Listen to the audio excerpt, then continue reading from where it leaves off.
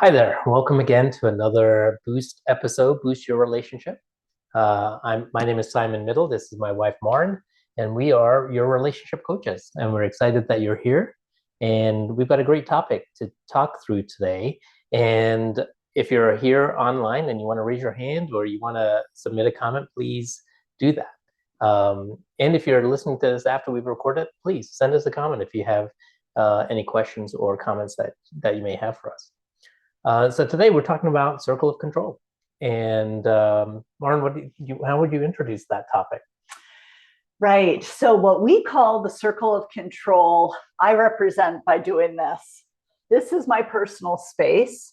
And really, it's helping me think about what is me and what is not me. What do I have choices about and what is outside of my control? And it's this visual, but also this framework of saying what, not only what influence I have, but what can I directly do and say and behave so that I'm not spending my energy out here and missing something important that's going on inside of me. So one of the things that happens a lot is we really want to be in control. And when we think about being in control, we often don't think about what do I actually have control over versus what would I like to have control over, and I really wish I had control over it. And so one of the things that we need to sort out, and one of the reasons we're bringing this up, is when we sit in this place of thinking we have a lot more control than we actually have, there's a lot more disappointment, a lot more anxiety, there's a lot more fear, there's a lot more uncertainty. And part of the reason we want control is actually to try and gain certainty in the world around us, because certainty reduces our own anxiety. But actually, when we don't recognize what we have control over, we actually increase our anxiety. How would you describe that in terms of how anxiety works as we think about control? Right. I think about if I'm trying to control something outside of my circle, then that means I'm putting thought and energy and effort into something that I'm not going to be able to do anything about or do very little about. And I think it's inviting that awareness to say, actually, is this something I can influence? Is this something I can choose? Or is this something that I can simply let be and focus in on my space? Yeah, I think it's really important to recognize that there's so much energy that we can put into trying to control things that we really don't have control over. And a lot of energy, a lot of thought, a lot of action, a lot of effort that we put into it. It can actually be very exhausting. And so sometimes when you're thinking about, the things that you're doing and the things you'd like to happen, we look a lot at the outcome and then we equate the outcome to my effort, to how much I can control the situation, rather than recognizing that the outcome is actually based on a lot of different factors that I have no control over. Mm-hmm. Yeah. And when we don't have control, there's sort of this discomfort that we have to sort of struggle with, right? Mm-hmm. Mm-hmm. One of the things that's coming to my mind that shows up in our relationship is when I start trying to control the choices that really belong in Simon's circle, it feels very parental. Mm-hmm. And that doesn't work out so good for me because my effort and anxiety is going there. And I don't think it's working out so much for you either. Do you want to describe your experience of that? Yeah. So, I mean, either I'm an adult, right? And if I'm an adult, even though I may make poor choices, I still have the ability to look at the situation and make choices for myself. Now, that may have an impact, and that's a different kind of arena that I need to be aware of, is the impact it has on other people. But if Maren is trying to sort of control my choices, that doesn't feel like I have a freedom in it. It doesn't feel like I'm actually seen as a whole person, that it's okay to make mistakes sometimes. And I think sometimes when we are in a relationship, whether it's, again, at home, at work, wherever, with our kids, we struggle with allowing people to have the freedom to make mistakes as well. That's a biggie. If we just focus our energy here, then we are allowing people to be able to make mistakes or make choices that we don't agree with, that we don't feel aligned with, but that's them. This is me. And so that's really one of the challenges, right? When people around us make choices that aren't aligned with our values or our worldview or the framework we live in, or frankly, when we make choices and other people around us don't agree with our worldview or our framework or our belief system.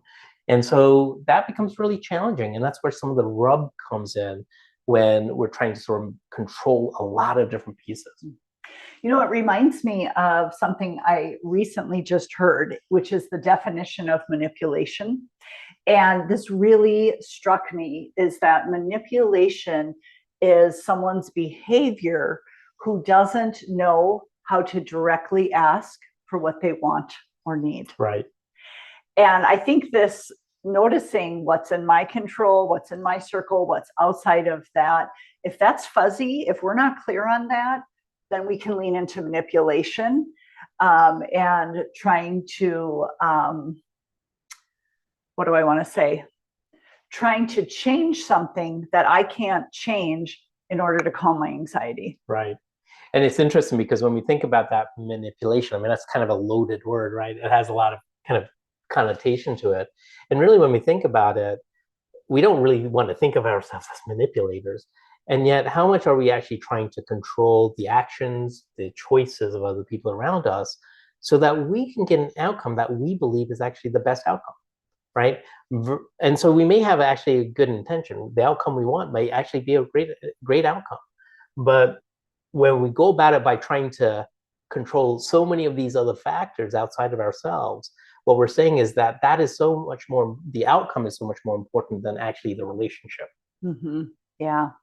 It's making me think of a practical example. This was a while ago, but we were at a school event hanging out with friends, and I heard that someone had this really cool guest staying at their house. And I kept just repeating over and over, like, I really wish I had a chance to meet that person. Oh, I really wish a time would work out that we could get together.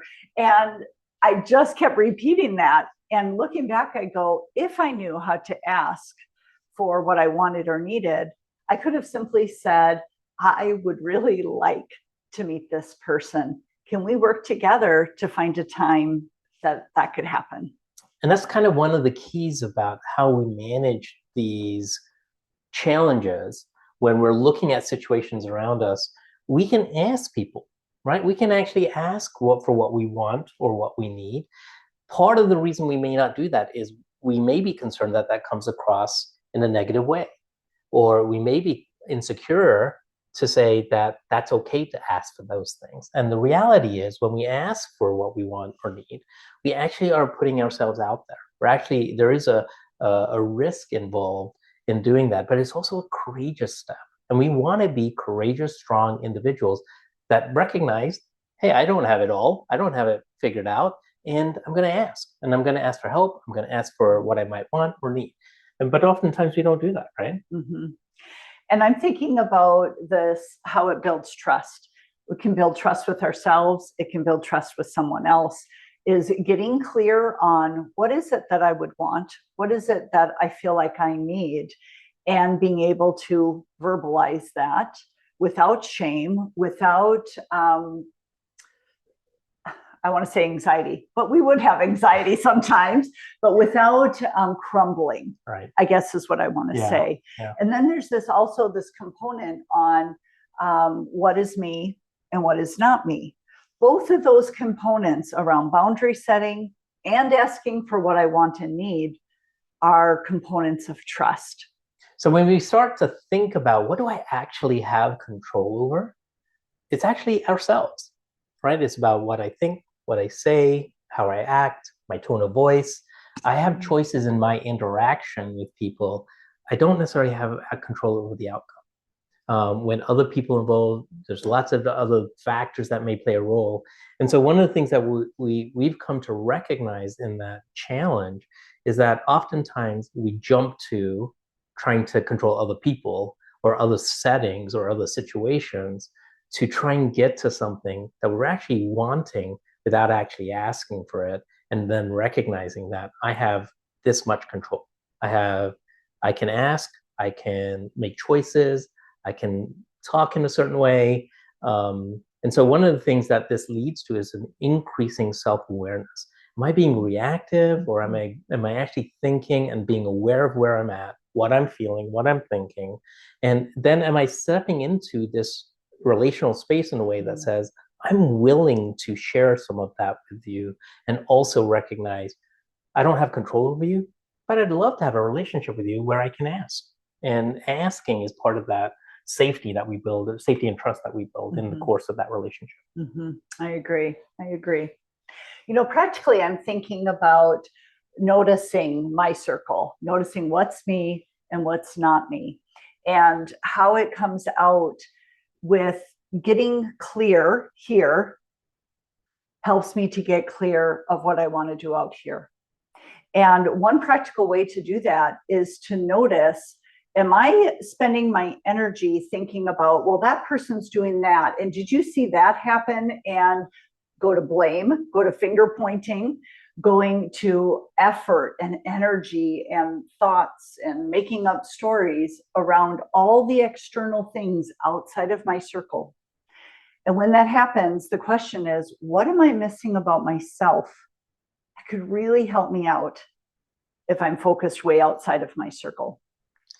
Yeah, that's really good. And I think as you were talking, one of the examples that came up for me is that I had a pretty challenging relationship with my father. And I think a lot of my energy and effort in that relationship was about trying to get approval. And so, I would try to do these things. I would try to interact in a way to kind of pull on that need for approval from him. And some of you may relate with that.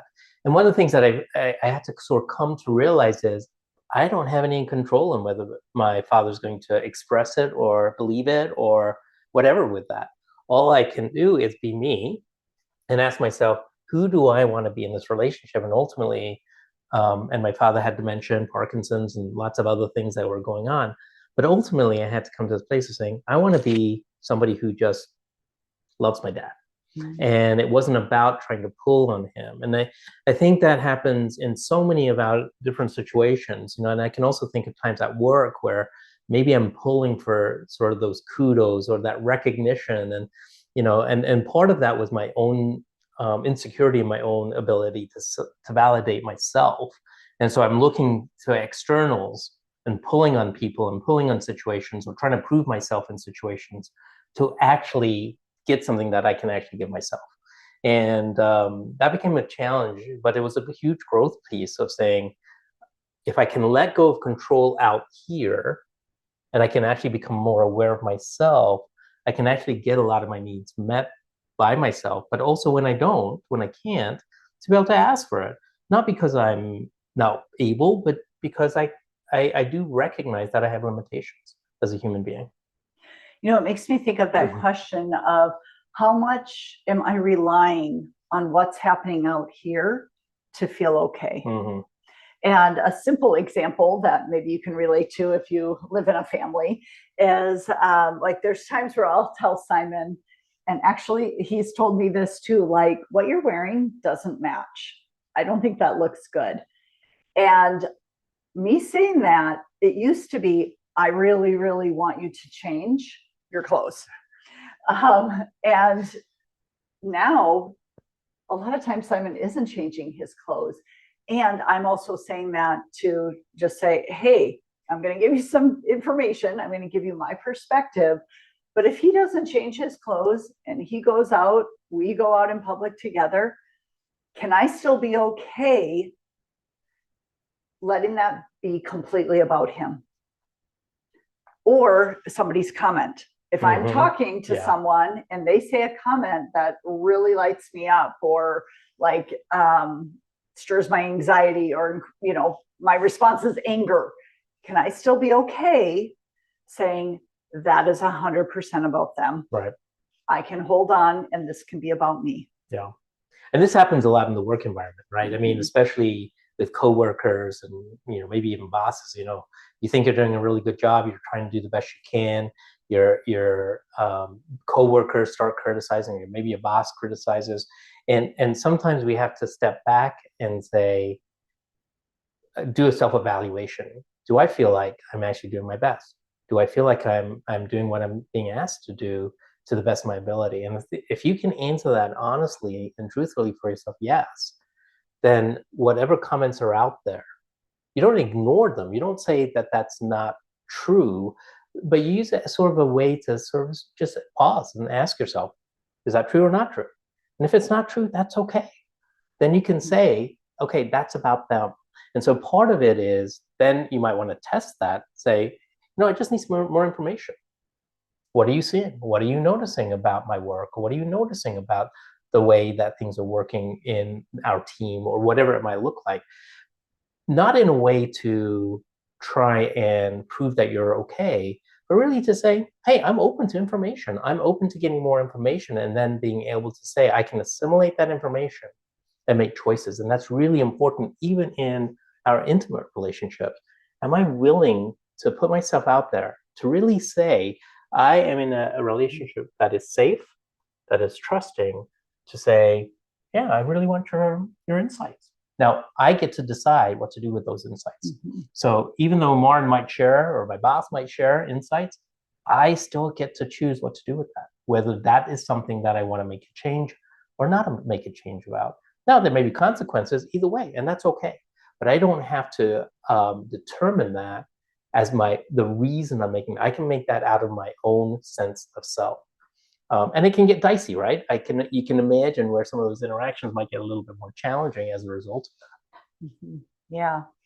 So practically, if you want to get more clear around this area of what is me, what's not me, what actually is in my circle of control and what isn't, if you want to bring your attention and awareness more toward what's happening here instead of all the things happening out here, here's a practical idea.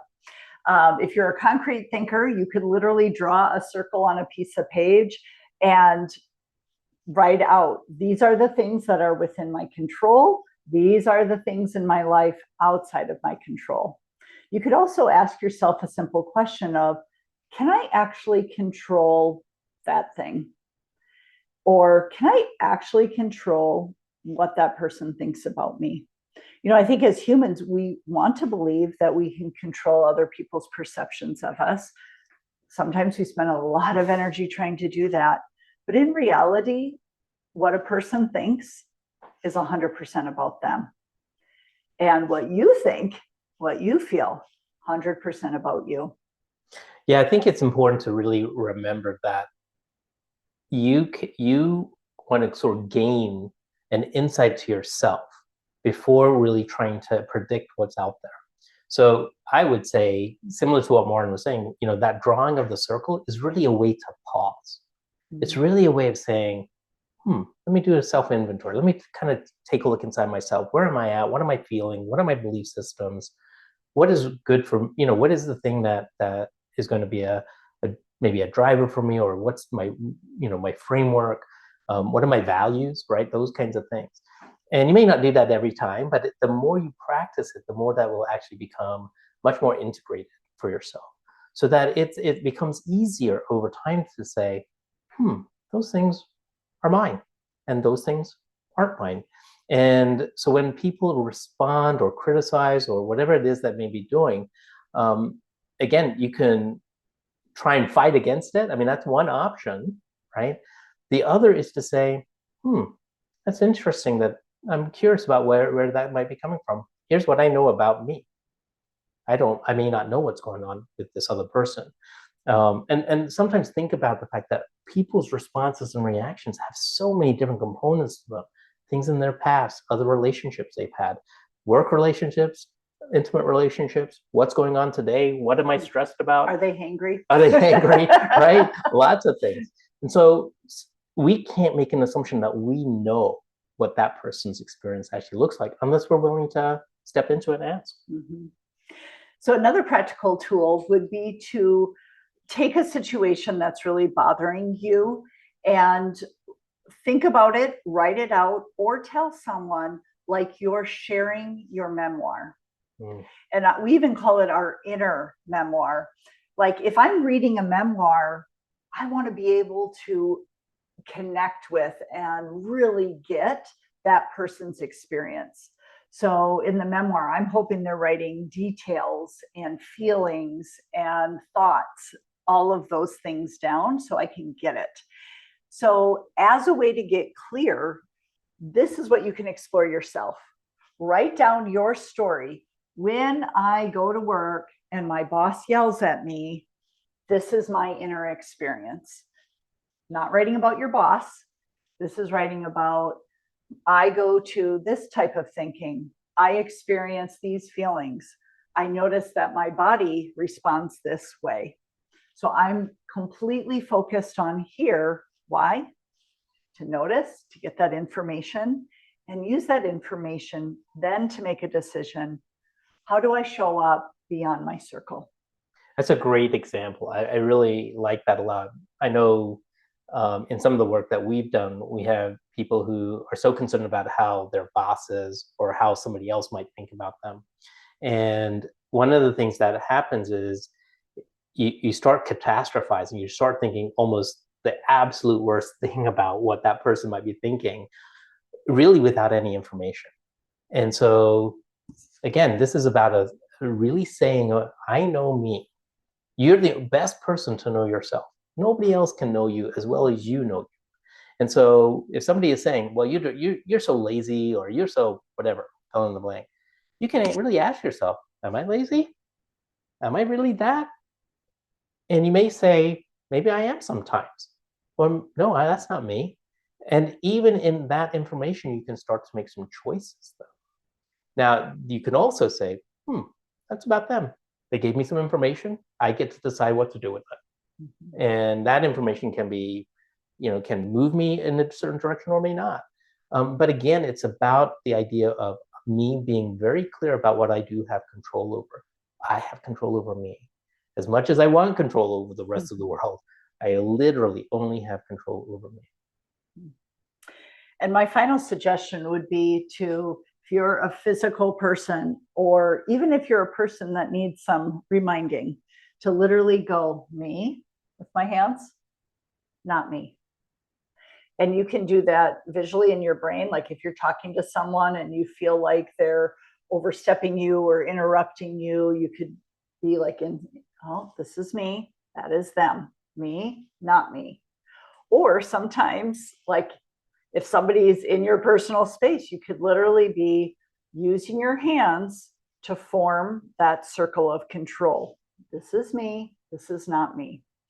Very helpful. Yeah, it is very helpful. And again, you're doing this not because you're trying to push people away. You're just saying, hey, I just have a clear understanding of myself. Especially if you have intense conversations with people, sometimes they'll kind of crowd into that personal space, and just saying, hey, this is sort of, inside my personal space. Would you mind just stepping back a couple of steps? I'd love to continue this conversation. But again, you do have some choices, and so you don't want to give up on your choices, because that is where your locus of control is in your choice, in your voice. And so we want to continue to encourage you to use that. You could also say, hey, I'm going to step back for a minute and, take some time to breathe, or, hey, use the bathroom. I'm going to step back. The other thing, a really quick and easy phrase would be, I see that differently, which slows the process down and acknowledges, hey, in my circle of control, who I am, I have a different opinion, and that's okay. Yeah, and it's not about being right or wrong. It's really just indicating that there's difference, and difference is normal. We're human beings. Martin and I are really different, so we get this, and we use this a lot in our own interactions and relationships.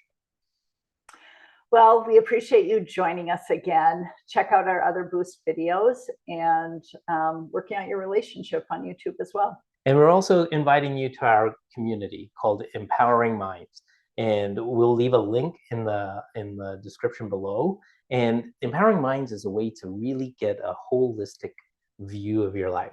How do you become much healthier in terms of your emotions, in terms of physical, in terms of your nutrition, recognizing that all of those things are really connected. So check that out. Check our website out. We've got a lot of videos on our YouTube channel. We'd love for you to know that that's accessible to you. If you're really wanting more information, or you're wondering, how can we help you through some of those processes, please reach out to us. On our website, we have a contact form. Just fill that out, and we'd be more than happy to meet with you and talk about how we can maybe move things forward, whether it's related to this or whether there's other things in your relationship that might be challenging. So thanks again for joining us. Again, please feel free to comment, like the video, subscribe to our channel, and we look forward to seeing you again next week.